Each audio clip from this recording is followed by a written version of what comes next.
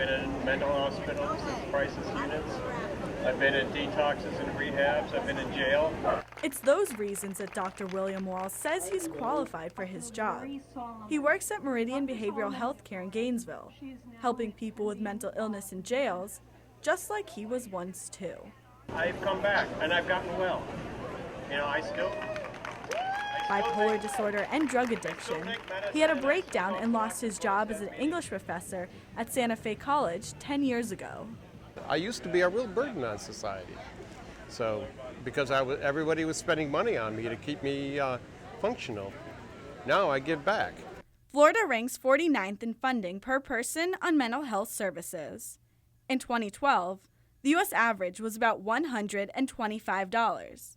In Florida, the average was about $37. Mental health funding by the state has been flat and has even decreased over the past 25 years. This year, that's changing.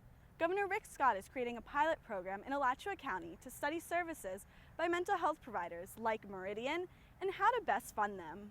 LSF Health Systems is a managing entity for behavioral health service contracts in Northeast Florida.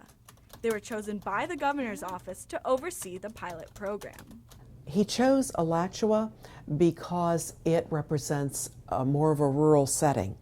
So he wants to get a cross-section of counties in the state of Florida. The executive order also created programs in Broward and Pinellas counties. The program will bring together the Department of Children and Families, the Department of Corrections, the Department of Juvenile Justice, the Department of Health, and the Agency for Healthcare Administration. We really need a better way of tracking those individuals to ensure that they're getting the aftercare that they need and that they don't fall through the cracks. David Stevens says he heard voices tell him loving and suicidal things and wasn't able to recognize it until he went to the Gainesville Opportunity Center, one of the organizations that will be included in the program. I took on the peer-to-peer class, which I'm now mentoring, and they were talking about obsessive compulsive disorder. They were talking about suicide, and if you think suicide is the only way out, then your brain is lying to you. This executive order is paired with a proposal in Scott's recommended budget for $19 million towards mental illness and substance abuse care. What I suspect they will show is the situation is so out of control that the problem is so much bigger than people who are not involved in this business understand.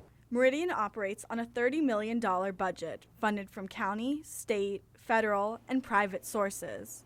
Dr. Wall says a lack in funding has left them without necessary items like a van.